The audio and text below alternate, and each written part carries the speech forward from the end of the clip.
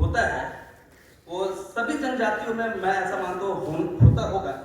बाकी जनजातियों के विषय में तो मैं नहीं बता पाऊंगा, लेकिन अपने जनजातियों के विषय में एक चीज है, हमारे सबसे महत्वपूर्ण है, हमारे यहाँ जो जिस देव को मैंने पूजा जाता है, चाहे जिसकी सबसे अधिक महत्ता है, वो है हमारे पूर्वज, हमारे पूर्वज।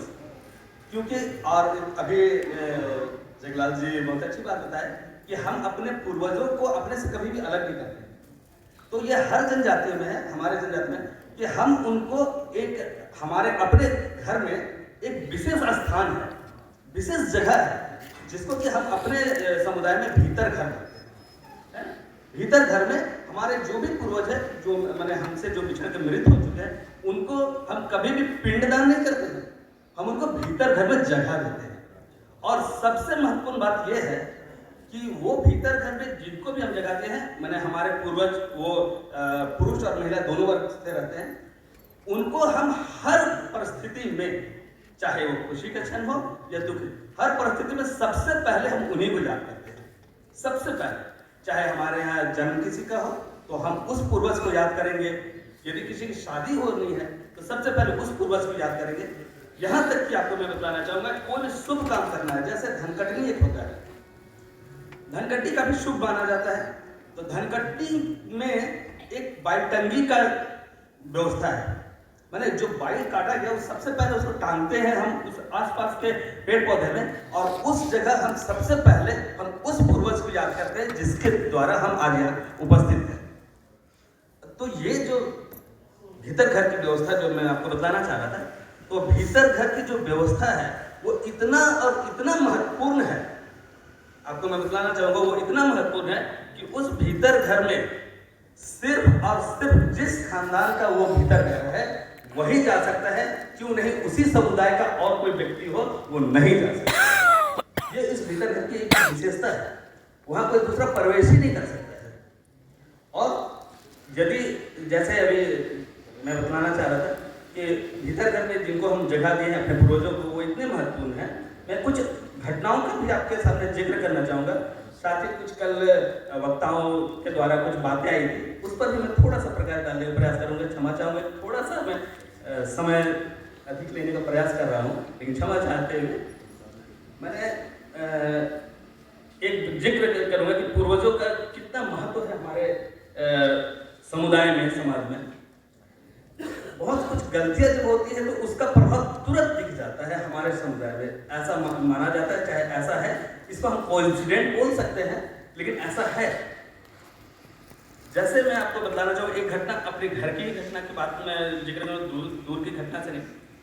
मेरी मिसेज, मेरी पत्नी, जब उनको जानकारी नहीं था, है तो हमारे समुदाय में, लेकिन जब वो धान काटने गई तो वो बाईटंगी करना भूल गई, बाईटंगी करना भूल गई। और उस बाईटंगी में जैसे मैं बताया, जो बाल जो काटा गया उसको सबसे पहले पूर्वजों को अर्पित किया जाता है, टांगा जाता है, उनका नमन किया जाता है, वो करना भूल गई। वो शाम में घर आते आते उसका दाहिना हाथ फूल गया और दर्द होने शुरू हो गया। ये मैं भी हो सकता है कोइंसिडेंट हो, मैं इसे मैंने लेकिन ऐसा हुआ। अब होने पर देखिए उसका समाधान भी कितना आसान है, कुछ नहीं, उसी भीतर घर में गए और उस पूर्वजों को याद किया और सिर्फ जल ढाल दिया गया, सिर्फ जल ढाल दिया गया और उनकी समस्या का समाधान हो गया। ये उस भीतर घर की महत्ता है और सभी जनजातियों में ये होगा, मेरा मानना है। लेकिन हमारे तो एक अब मैं थोड़ा सा गोत्र के विषय में कुछ बात करना चाहता हूँ। जैसे कल एक मुंडा समुदाय से आए हुए थे, वो कुछ वैज्ञानिक मैंने धारणा वो बताना चाहते कि गोत्र का कैसे ये हुआ नहीं हुआ, लेकिन गोत्र का हमारे समुदाय से बहुत मैंने नजदीकी लगाव है। इस बात को भी मैं आपके सामने रखना चाहूँगा, बताना चाहूँगा। यानी हमारा जितने भी गोत्र है वो कहीं ना कहीं हर प्रकृति या जीव जंतु से जुड़ा हुआ है। उसका एक घटना मैं आपके सामने रखना चाहूँगा, बताना चाहूँगा। बस बात को समाप्त करना चाहूँगा। सिर्फ एक घटना का जिक्र करना चाह रहा हूँ कि जैसे गोत्र है, हमारे में बेसरा है, हथिया है, सोरनिया है, बहुत सारे गोत्र हैं हमारे में। मैंने हमारे समुदाय में, खिरवार समुदाय में 85 गोत्र है। उसमें से एक छोटा सा गोत्र है जो मैंने गोत्र जिस वस्तु से जुड़ा रहता है उसके साथ कैसे उसका आत्मीयता रहता है, उस बात को मैं बतलाना चाहता हूँ। जैसे हमारे समुदाय में जो हथिया गोत्र है, हथिया कहने का मतलब वो हाथी से रिलेटेड उसको माना गया है, हथिया गोत्र। तो उसको भी मैं अपने घर से ही जोड़ के बतलाना चाहता हूँ। हमारी माँ का ननिहाल गुमला के गुमला क्षेत्र में है, और माँ के ममकुल घर है गुमला से जस्ट थोड़ा सा बगल में जोराग करके छोटा सा गाँव है वहाँ।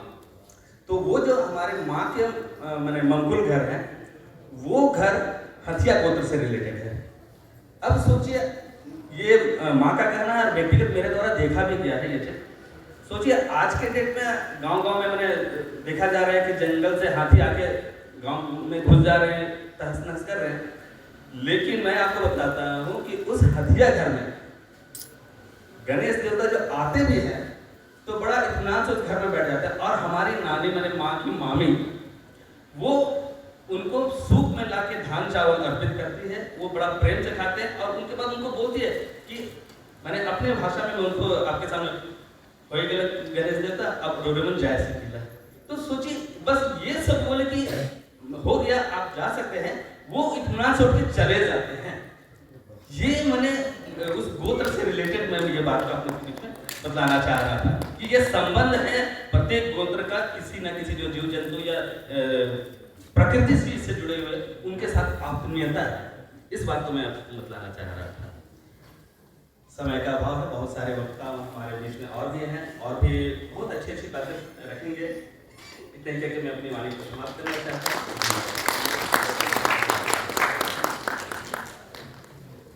बहुत बहुत धन्यवाद जगन्नाथ जी, बहुत ही विस्तार से आपने अपने परंपराओं और गोत्र विधान के विषय में बताया।